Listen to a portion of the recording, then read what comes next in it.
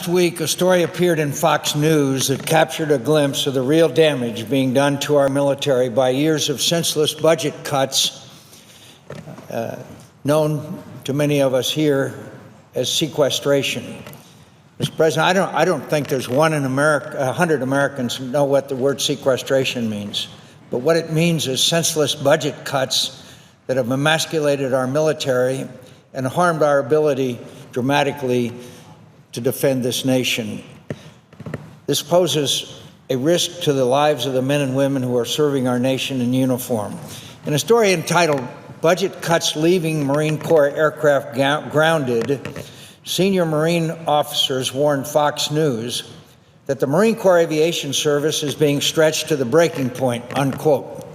Today, the vast majority, I quote from the story, "Today, the vast majority of Marine Corps aircraft can't fly.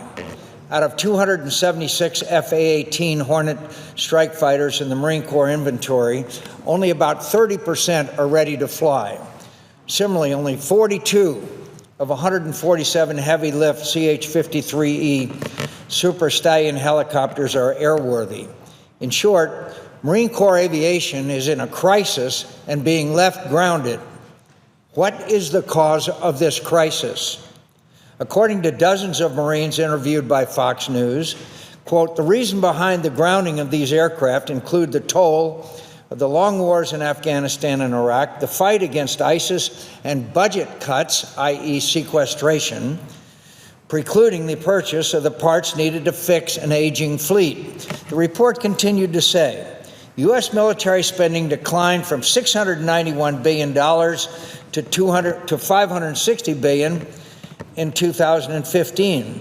So as the world has become more dangerous, as conflict has spread throughout the world, the cuts have taken place in an unscheduled, unplanned, and unorchestrated operation. The cuts come just as the planes were returning from 15 years of war, suffering from overuse and extreme wear and tear.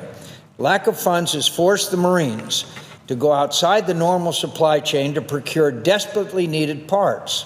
Cannibalization, or taking parts from one multi-million-dollar aircraft to get other multi-million-dollar aircraft airborne, has become the norm. One Marine likened the difficult job of maintaining this aircraft to, quote, taking a 1995 Cadillac and trying to make it a Ferrari. This job is only more difficult because 30,000 Marines have been cut from the force as a result of sequestration and its misguided budget cuts. As Major Michael Malone put it, quote, "We don't have enough Marines to do the added work efficiently. We're making it a lot harder on the young Marines who are fixing our aircraft." Lieutenant Colonel Matthew Brown added, "This burden is coming on the backs of our young Marines. They're the ones who are working 20 to 21 hours a day to get them ready to go on deployment."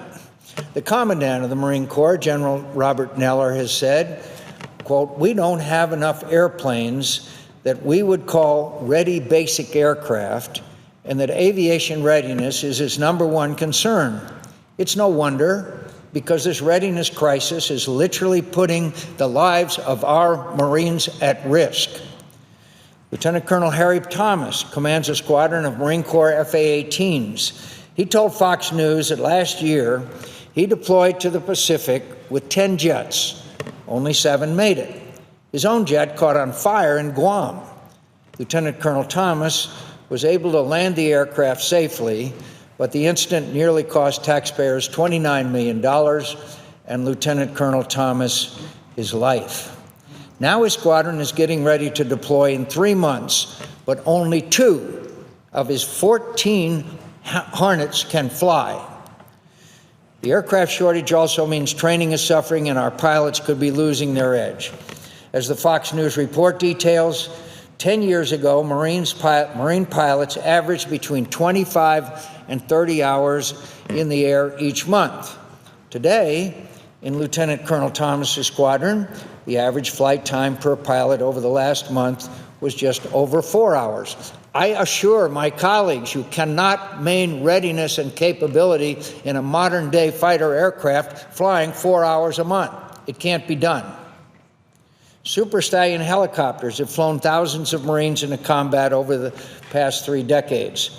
But these aging aircraft, filled with a tangled web of hundreds of wires and fuel lines, present a daunting challenge for young Marines assigned to inspect each and every one.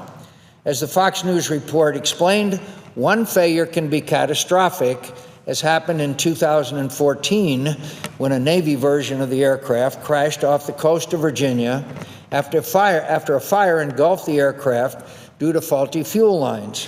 The bottom line is this: years of budget cuts have left us with a Marine Corps that is too small and has too few aircraft.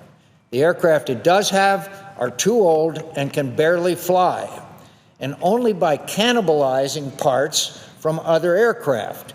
And young Marines are being asked to muddle through this crisis with shrinking resources, knowing that if they fail, their comrades flying and riding in those aircraft could pay a fatal price.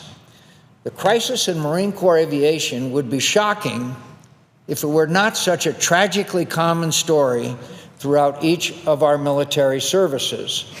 Arbitrary budget cuts and sequestration have shrunk the Army by nearly 100,000 soldiers since 2012, bringing the Army to a size that Army Chief of Staff General Mark Milley testified has put the Army at, and I quote, high military risk, unquote.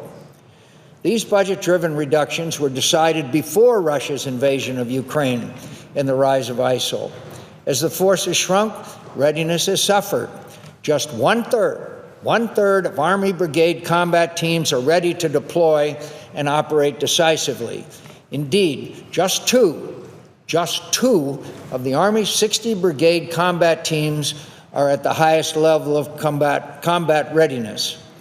To buy readiness today, as lackluster as it is, the Army is being forced to mortgage its future readiness and capability by reducing in strength and delaying modernization needed to meet future threats. And the result of budget cuts, force reductions, and declining readiness is clear.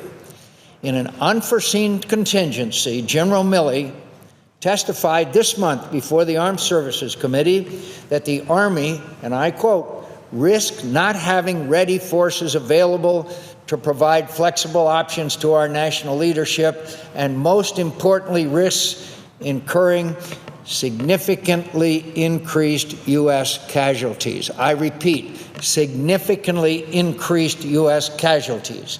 Likewise, by any measure, the Navy's fleet of 272 ships is too small to address critical security challenges. Even with recent shipbuilding increases, the Navy will not achieve its requirement of 308 ships until 2021. And there's no plan to meet the bipartisan National Defense Panel's unanimous recommendation for a fleet of 325 to 346 ships. A shrinking fleet operating at high tempo has forced difficult trade-offs. For example, the last five carrier strike group deployments have exceeded 8 months. Keeping sailors at sea for 8 months is damaging to morale and will sooner or later affect retention. It takes a toll on sailors, ships, and aircraft. Unable to continue years of deferred maintenance, the Navy is no longer able to provide constant carrier presence in the Middle East or the Western Pacific. The Air Force is the oldest and the smallest in its history, and the combination of decades of relentless operational tempo and misguided reductions in defense spending in recent years has depleted readiness. Today, less than 50% of the Air Force's combat squadrons are ready for full-spectrum operations, well below the Air Force's stated requirement of 80%. The Air Force does not anticipate a return to full-spectrum readiness for another decade. In other words, after flying in uncontested skies over the Middle East for more than a quarter of a century, our Air Force is not ready for a high-end fight against a near-peer adversary. The truth is this: the ongoing war in Afghanistan, the rise of ISIL, Russia's aggression in Europe, and China's assertiveness in the Pacific have all increased the demands imposed upon our service members and their families. But at the same time, the requirements of our military have continued to grow. For 5 years now, the Budget Control Act of 2011 has imposed caps on defense spending. And despite periodic relief from those caps, including the Bipartisan Budget Act passed last year, every one of our military services, the Army, the Navy, the Air Force, and yes, the Marine Corps, remains undersized, unready, and underfunded to meet current and future threats. Unfortunately, the President's defense budget request for the coming year does little to nothing to address this problem. Instead, it continues down the dangerous path of budgeting based not on what our military needs, but on what arbitrary defense spending constraints allow.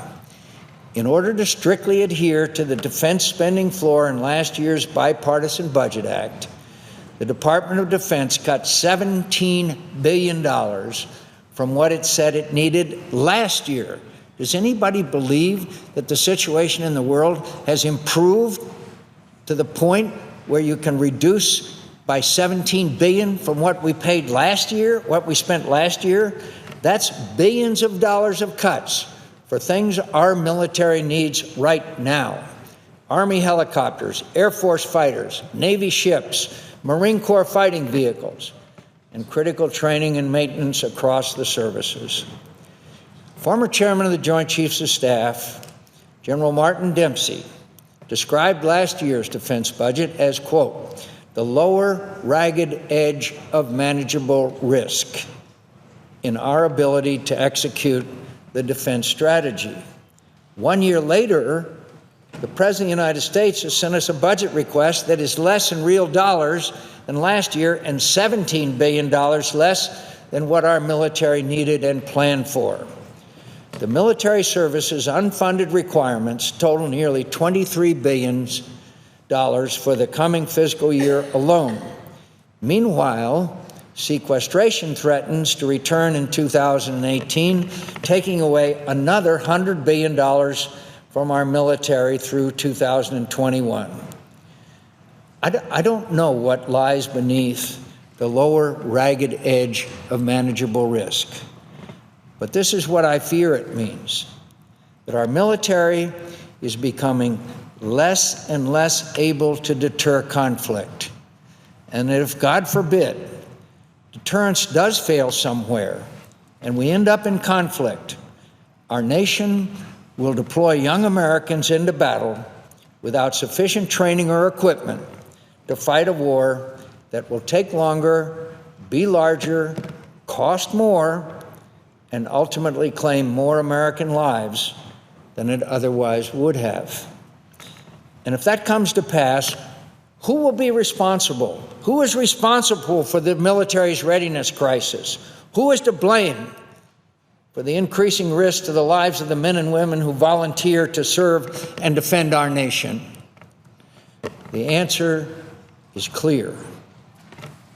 We are. We are. The White House, the Congress, Democrats and Republicans, every politician that designed, agreed to, or went along with the Budget Control Act and the mindless mechanism of sequestration, and every politician that in the past 5 years has failed to realize our mistake, or perhaps having realized it, failed to do anything and everything possible to fix it. And what's worse is the two-faced hypocrisy of it all. Democrats who say they favor more funding for our military, but only if they get dollar-for-dollar increases for their pet domestic programs first. Republicans who say they favor a strong defense, but when it comes time to do the hard work of funding it, are nowhere to be found. For 5 years, we've been playing politics with funding that our military service members need and deserve. For 5 years, we've been playing a rigged game where the politicians win and our military loses. This must all end before it's too late. We cannot continue to avert our eyes and ignore the grave impact budget cuts are having on our military. The warning signs are clear. Marine aircraft that can't fly, pilots that can't train, and young Marines trying to hold it all together by stealing parts from one aging airplane to give to another. The potential consequences are clear, that our nation could soon find itself in a position where it must either abandon an important national interest or send young Americans into a conflict which they are not prepared. This is the reality our soldiers, sailors, airmen, and Marines are facing, and it is our urgent and solemn task to confront it. This Congress can begin to chart a better course, one that is worthy of the service and sacrifice of those who volunteer to put themselves in harm's way on our behalf. I am committed to doing everything I can as chairman of the Armed Services Committee to accomplishing this task, and I will work with any of my colleagues to find a solution. And despite the odds, I'm ever hopeful that we can live up to our highest constitutional duty and moral responsibility to provide for the common defense.